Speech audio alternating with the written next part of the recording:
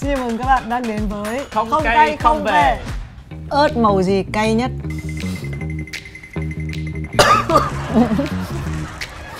Ớt màu gì cay? Mình thốt.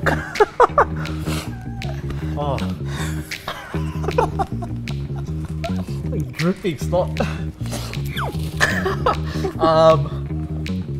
Orange habanero, no, not ghost chili, no. Là màu đỏ, màu cam, màu hồng. Có màu hồng nữa. Cảm ơn Mastercard đã đồng hành cùng Không Cay Không Về với giải pháp thanh toán dễ dàng giúp tạo ra vô vàn những khoảnh khắc đặc biệt và vô giá. Ngoài ra, chương trình còn được tài trợ bởi các thương hiệu Good Food, Aquapana, Camerio. Xin mừng các bạn quay trở lại với Không Cay Không Về mùa thứ 3. Những cái tập phát sóng đầu tiên thì mọi người đang kiện cáo là chương trình này ăn cay hơi ít, nhưng mà thực ra tại vì đến cái season thứ 3 này thì đối tượng của chúng ta khác hẳn. Họ là những người nghệ sĩ tạo ra đồ ăn, cho nên chúng ta không thể gọi là sát phạt nhau qua món ăn được. Như thường lệ thì chúng ta sẽ đến với khách mời tiếp theo của ngày hôm nay, một đầu bếp mà bản thân thì mình là một fan hâm mộ của anh ấy. Sau đây thì mình sẽ giới thiệu một chút. Nhân vật này sẽ xuất hiện với cái món ăn, và cái món ăn này rất là đặc biệt bởi vì đây là đồ chay.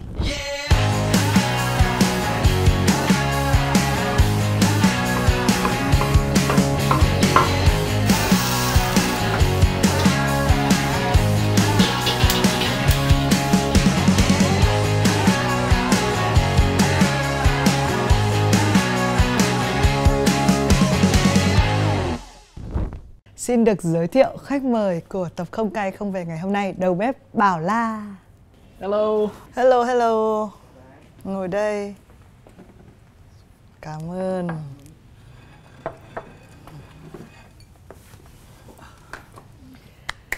Hôm nay mình sẽ nói chuyện bằng tiếng Việt đúng không? Cố gắng. Có tự tin không? Có tự tin không? Cố gắng. Cố gắng. Bảo là sinh ra ở Việt Nam hay ở Úc? Ở Úc. Ở Úc. Yeah.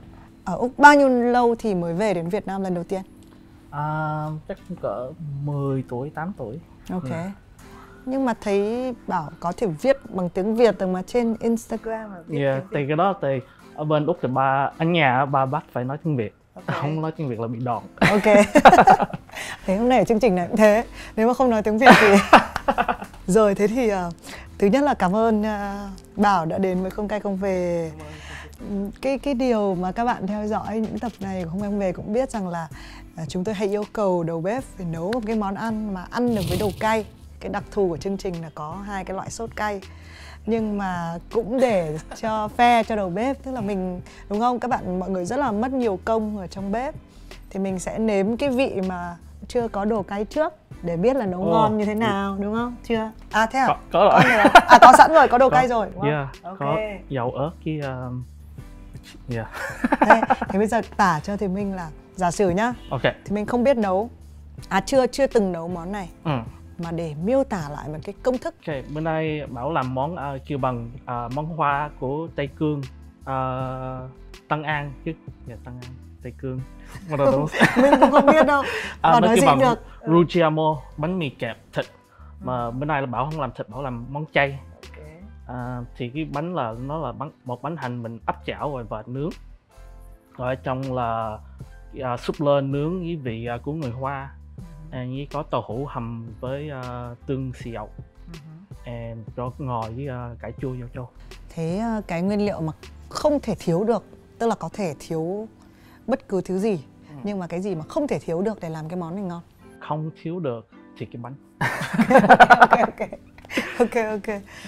Thì cái bánh là theo Bảo biết á, là ở trong cái bánh là nó thường bỏ cái gì cũng được, mình hầm thịt, mình hầm tàu hũ cái gì cũng được, mà cái bánh là cái sandwich.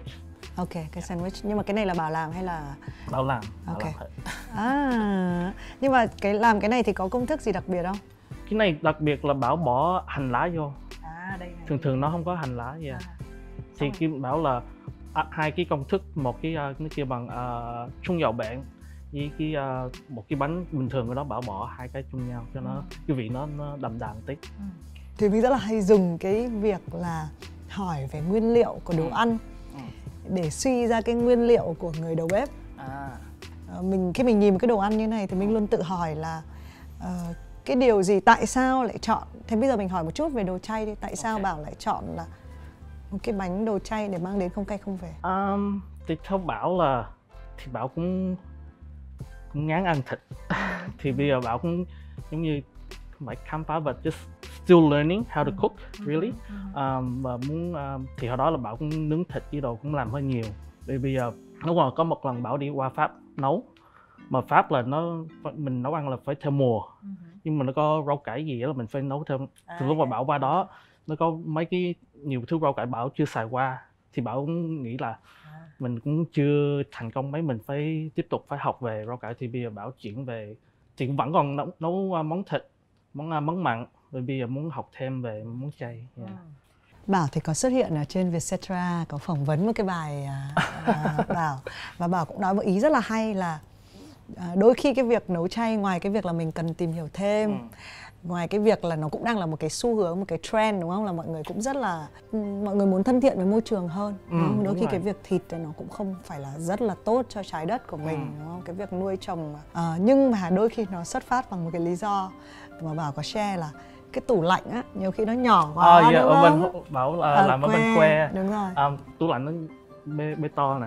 Thì cái đó là về giống như mình nấu ăn á, thì nó có cái health and safety á, mình bỏ giống như thịt sống với rau cải với đồ chung một tủ nó không có tốt.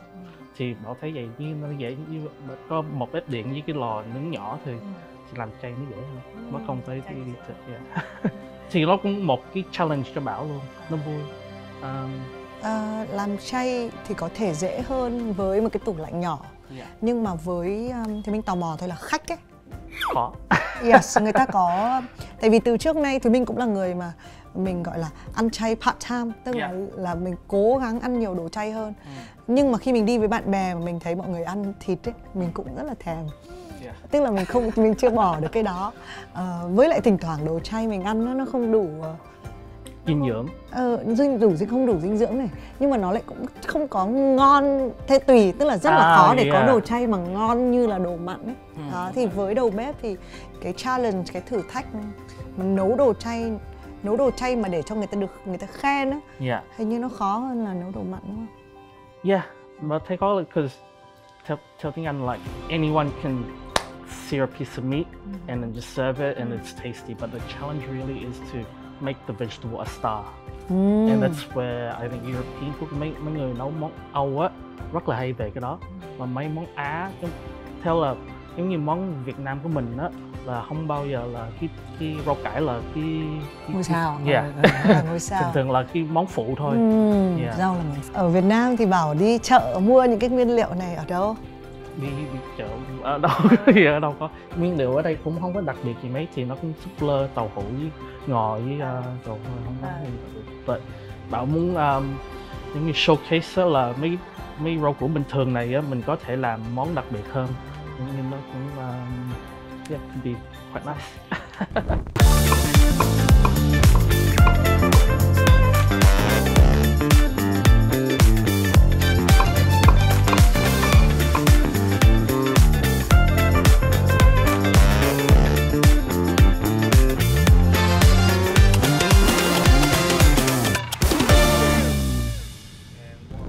Thôi rồi, nói nhiều rồi, ăn một miếng đã rồi nói tiếp. Nhưng Bảo ăn cùng chứ hả? Bảo có hay nếm các đồ ăn? Có. Cũng mê thức ăn đúng không? Mê đồ ăn.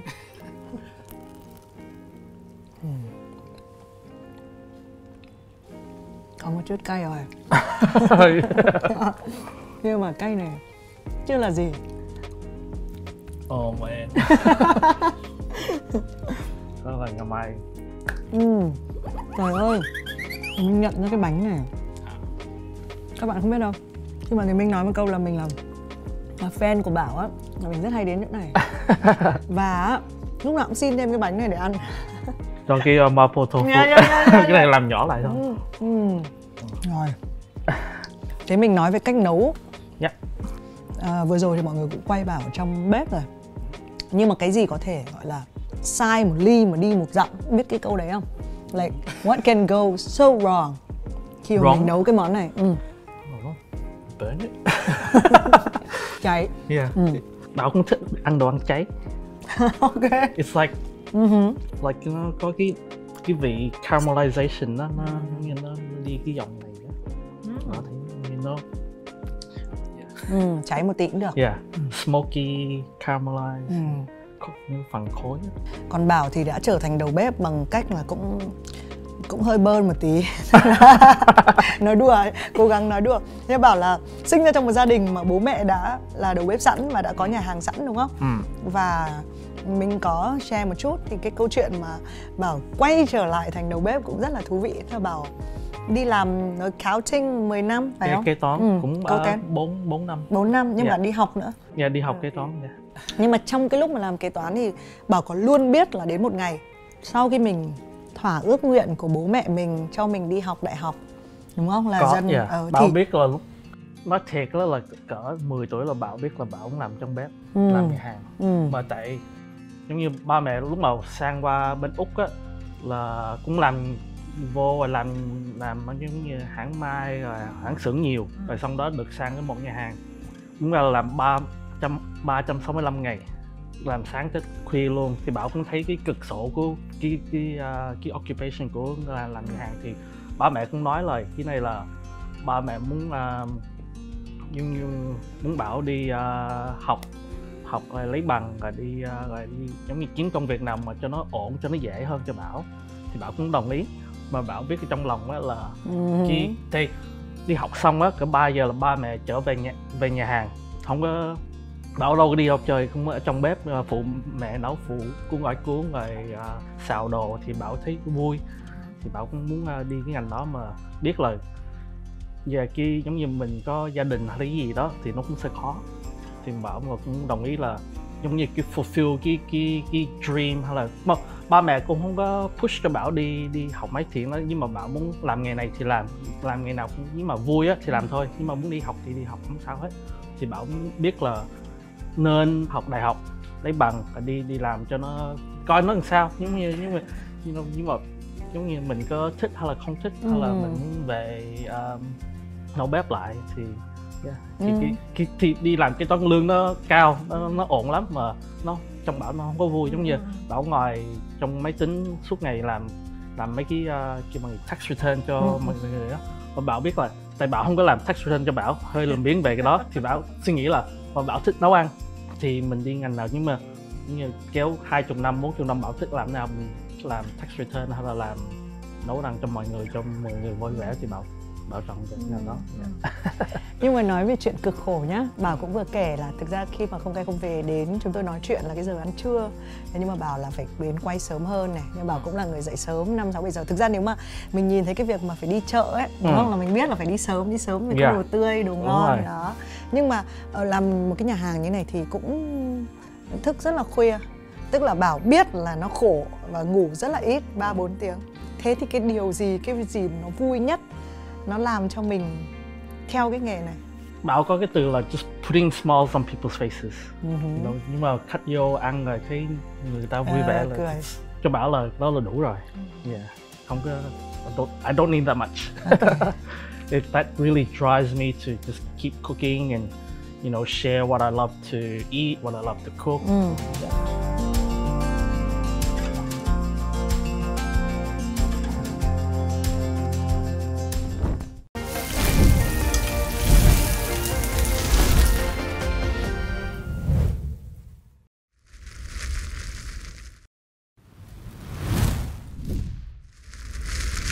Một tay ba nuôi mình lớn lên ở đất Sài Gòn này. Dù vất vả cách mấy, ba vẫn luôn tìm ra cách để tạo ra niềm vui từ những điều nhỏ nhặt thường ngày.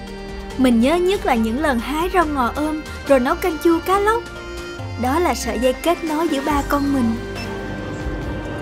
Cũng được vài năm rồi mình chưa có dịp về thăm nhà, nên lần trở về này sẽ thật đặc biệt. Gái.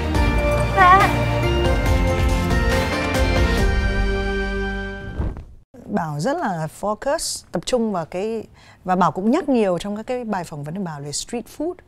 Thì mình không biết là cái sự tự học á, nó có liên quan đến, tại vì sẽ có những người mà đúng là học, và trong cái chương trình này cũng thế, có những người làm fine dining là giống như là course, đúng không?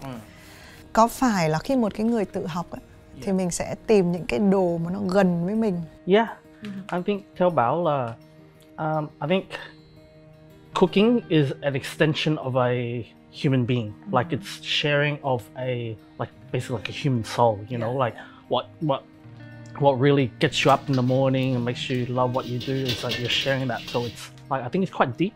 So I think like if I'm trying to answer the question correctly, like the two directions, I think they're both unique. Like if you want to do fine dining, amazing, good for you. If you want to share street food, amazing, good for you. Like they're both unique. There's none. I don't believe that there's anything better than one another. They have every part of culinary or hospitality has a place in the world. So, Yeah.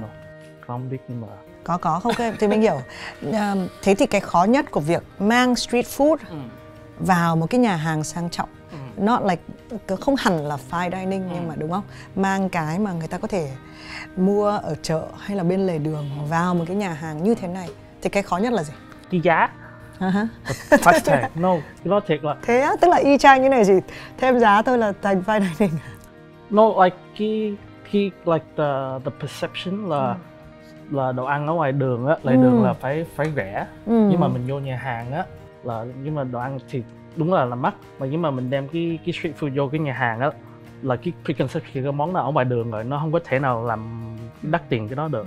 Và theo Bảo nghĩ á là we have to stop celebrating cheapness.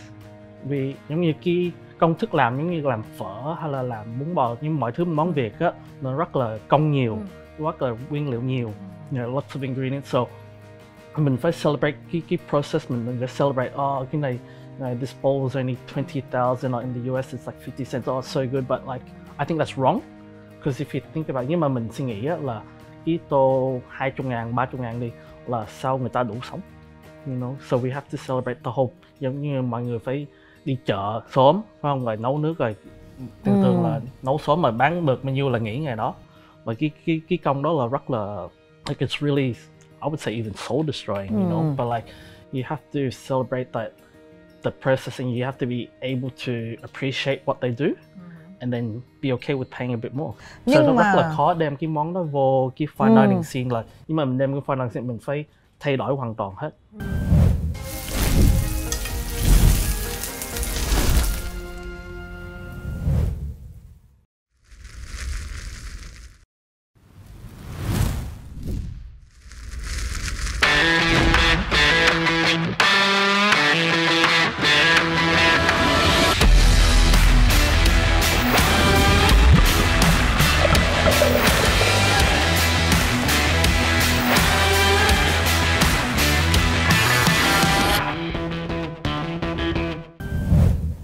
Rồi nói nhiều, bây giờ mình ăn tiếp. Xong rồi mình sẽ thử cái sốt đầu tiên, cho thử vào nhá. Ok. Mình cắn một cái miếng này thử nhá. Cái góc này thôi. Ok.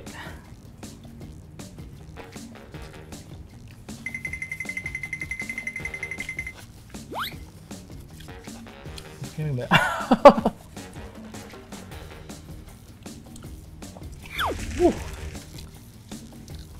Tức đỏ ăn cay kém. Thích nấu món với ớt mà ăn ớt không được. Wow. Nói xong rồi lúc mình nếm, mình không nếm được thì mình làm sao mình biết thế nào là vừa? Tức là độ cay ấy. Nếm mà cầm ly sữa chung hay là Ok, được rồi, đây là hiệu lệnh. Có sữa nha.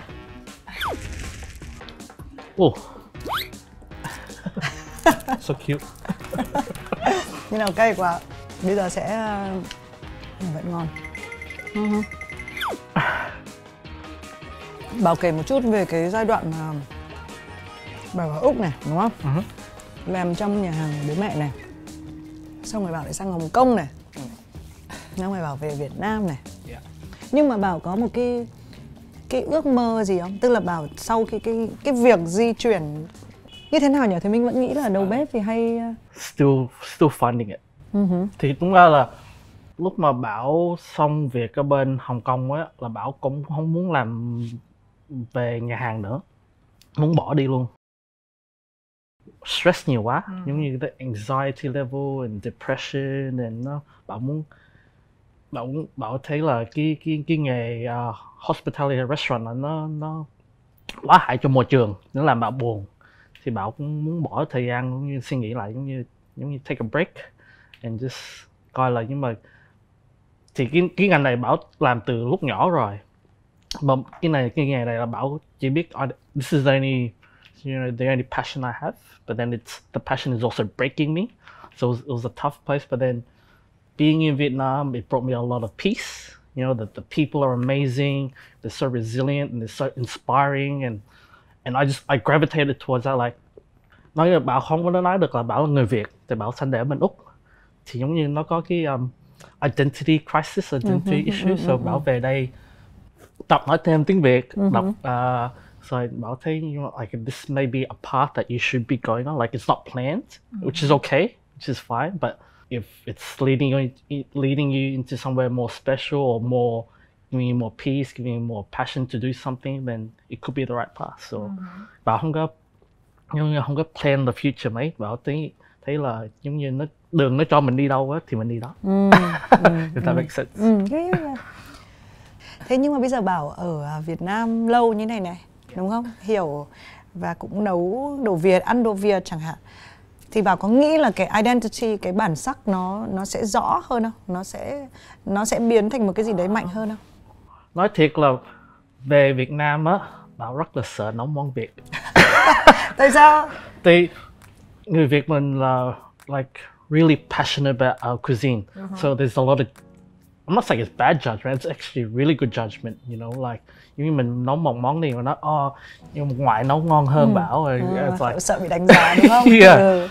Theo Bảo là the impact that you do with your food can maybe it's a little bit different. Giống như Bảo ở bên Hồng Kông là thì món là Bảo làm một cái làng nướng Việt Nam gì đó, cái impact nó lớn hơn. Tại ở bên Hồng Kông thì không có món Việt nhiều, với người ta không có thường xuyên ăn món Việt, thì cái the reach is a lot bigger, and then the audience and what you're impacting is a lot better. Where here is you're still having a reach, but it's sort of like compressed. Yeah. Đúng thật cũng khó. But yeah, passion nhất của Bảo là món Việt Nam. Okay. Yeah. Bảo mình biết là Bảo vẫn đang đi tìm, nhưng mà Bảo có một cái dream nào mà Bảo muốn. Tại vì á, Bảo cũng làm được nhiều việc rồi đúng không? Bảo travel này, Bảo làm ở khắp nơi, Bảo mở nhà hàng ở Hồng Kông rồi này, rồi có nhà hàng gia đình ở Úc rồi này. Cũng là những cái thị trường nó rất là lớn và cũng đều rất là thành công rồi. Thế thì cái bước tiếp theo sẽ là cái gì?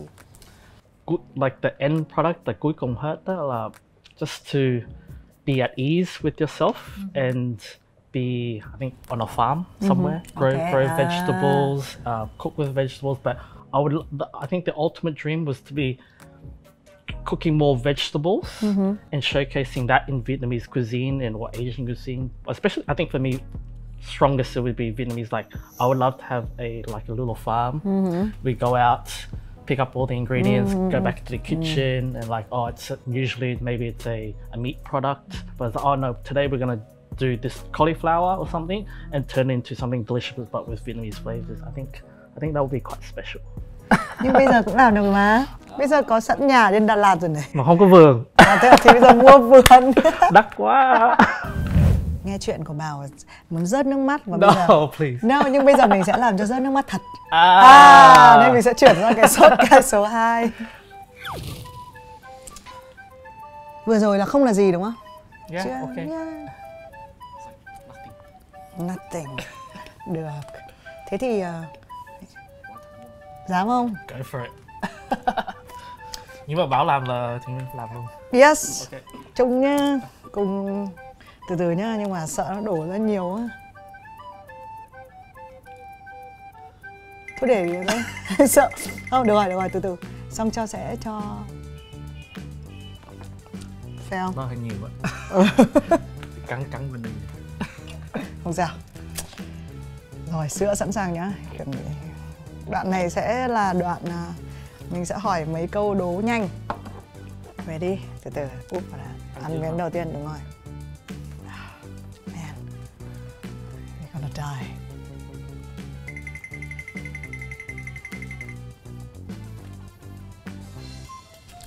Từ từ đếm đi. Vào chưa? Okay. No.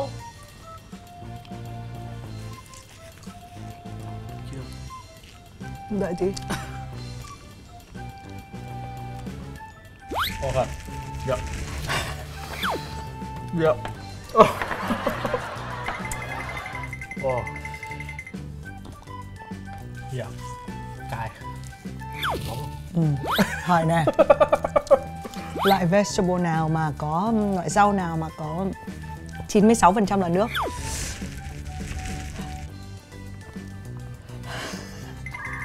Vegetable? Oh no. Cay quá. Oh no. Mushroom? Nấm? Cay quá. Oh. Uống. Beer? This one? No. Wow. Nó vẽ nó hay cay hơn với những người mà lúc đầu tưởng là Khóc rồi. Khóc thiệt. khóc tiệt. Dưa chuột, dưa leo. Cái đó là fruit. Oh shit. Ok, cay quá, hỏi câu tiếp. Ok, fruit gì? Fruit có thể làm cho da bạn chuyển sang màu da cam nếu mà bạn ăn quá nhiều. What can turn your skin orange if you eat many of them? Carrot? Cái rau gì mà được trồng đầu tiên ở trên space, vũ trụ? Potato. Ớt màu gì cay nhất?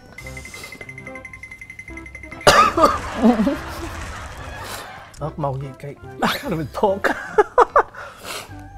Oh. Dripping snot. Orange habanero? No, not. Ghost chili, no? Là màu đỏ, màu cam, màu hồng. Có màu hồng nữa. Ớt cay không quan trọng là màu gì. Nó không depend vào cái màu ở bên ngoài.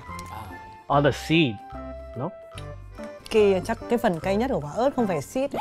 Tất cả mọi người đều nghĩ là cần từ cái hạt. Không phải cái đó luôn. Cái first tip of cái flash. À. Nhưng mà màu gì thì không. Rau gì mà mất vị nhanh nhất? Lettuce? Lettuce is horrible, by the way. Has no flavor. Oh yes, cái đấy đúng. Nhưng mà cái rau mà mất vị nhanh nhất là măng tây. Măng tây tiếng Anh là asparagus. Nên phải ăn ngay, trong ngày. Dám ăn miếng cuối cùng không? There's more? Đây, vẫn còn. Okay. Đây này, của mình cái đoạn này nó mới cay này. Cheers. Cheers. Oh my god. Ăn nhanh là vẫn cay mà. The faster you get it down, the faster you get over it. Oh. But the last series là cay hơn nữa hả? Nhiều hơn.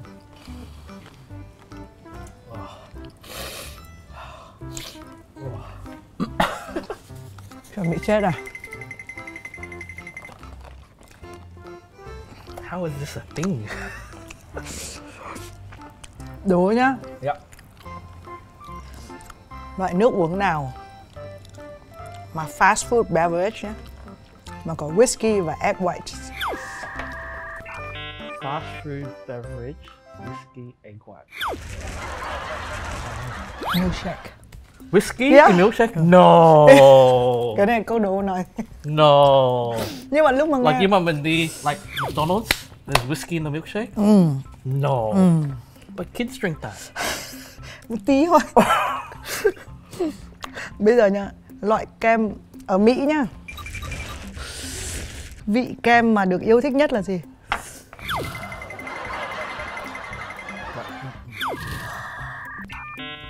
Chocolate. Chocolate. Vanilla. Ah. Cay à? Xong rồi. Xong rồi. Beer. Bia. straight from the bottle. Cheers. But you know, beer is like the worst thing for chili. Like Now you're not spicy anymore, so yeah, it's I'm fine. okay. Yeah. But for you, Oh shit. it might be worse. Đố một câu cuối cùng. Thôi 2 câu nha. Mỗi năm cái Thanksgiving ở Mỹ á, có bao nhiêu con turkey, con gà Tây á, được tiêu thụ? Too many. Đoán thôi.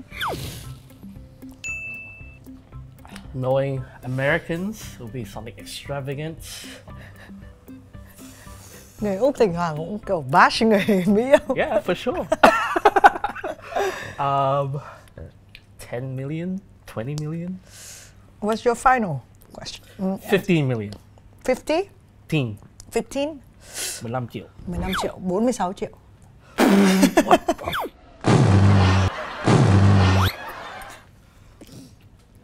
Mỗi năm ở Thanksgiving của Mỹ có 46 triệu con gà Tây được bán ra và tiêu thụ. Thế nên mới hỏi câu này đúng không? Một người mà quan tâm đến rau mới hỏi câu về thịt. Giờ hỏi một câu khó hơn này, final này, câu hỏi cuối cùng này. What do I get if I get it right? Được rồi, đợi tí. Giờ nào thức ăn ăn ngon nhất? Đây là personal question or No. is that Scientific. scientific? Ngon nhất. Thấy chưa? 2 Đã. giờ chưa? Tại sao? Tỉnh táo. Đêm. Really? At night là food tastes better. Tại sao vậy? Cũng có chưa biết. mới có một tí về mới sao. Nhưng mà ăn đêm có thấy ngon hơn không? No. No. Cái đấy thì nó hơi phản khoa học đúng không? Là mình không nên ăn đêm. Bảo thích ăn Bảo sáng. hay ạ. Yeah. ăn sáng hay là ăn khuya? Thì đó ăn khuya đó. Khuya là 1-2 giờ sáng. Thì đó là ăn đêm đó. Tưởng ăn đêm là những 8 như like dinner. No, dinner ăn đêm. Dinner là ăn okay, tối. okay. Lúc trời tối còn ăn đêm đó. Right. Là lúc đó là đồ ăn taste ngon nhất. Tại giờ đó mình hay có cái craving á. Đúng không? Like it's always satisfying. Đúng rồi, Like đúng mình rồi. mệt mỏi mình dậy hay là mình thức dậy hay là đi uống say xỉn như Dạ, thì right. Everything tastes better after you're drunk.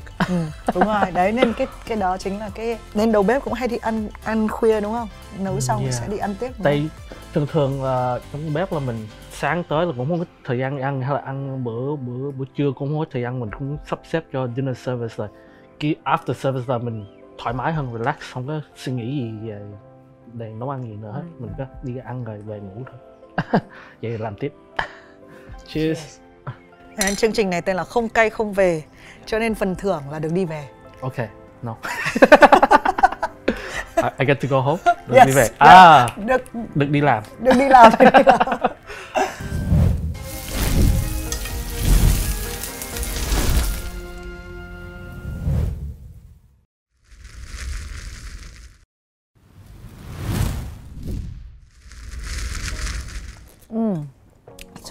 Để mà kết thúc cái buổi hôm nay nhá, cái món ăn favorite mà Bảo cook là món nào? Ở đây hay là đó là giống như chọn mình thích hơn má hay là mẹ. Like you can't choose, you know. Well, can you choose? I can't. Món thích nhất. Yeah, nhưng mà đúng không? Thế thì mình hiểu, tức là cứ mỗi lần mà nghĩ ra một cái món mới, cứ bao nhiêu lâu thì Bảo sẽ nghĩ với ra một cái món mới. Thường là nếu mà chán á.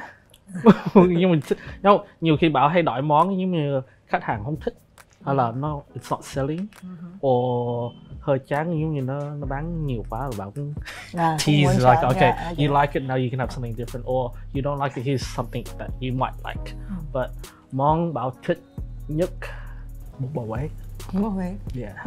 Nhưng bún bò Huế của Bảo có gì đặc biệt không? No. Love.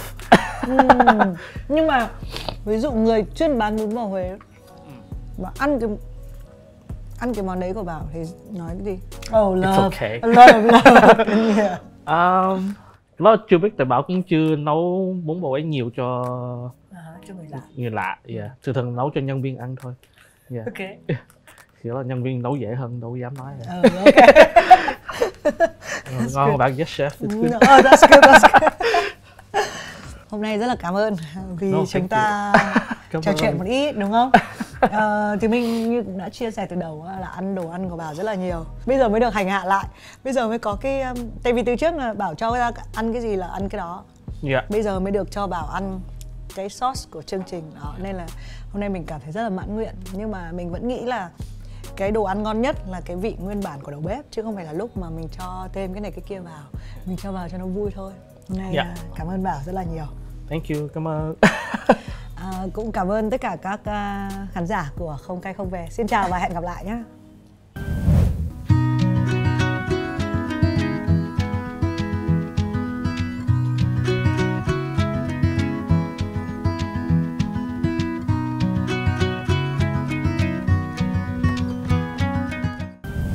Xin được cảm ơn Mastercard cùng các nhà đồng hành Good Food, Aquapanda, Peroni và La Cave đã đồng hành cùng với Không Cay Không Về.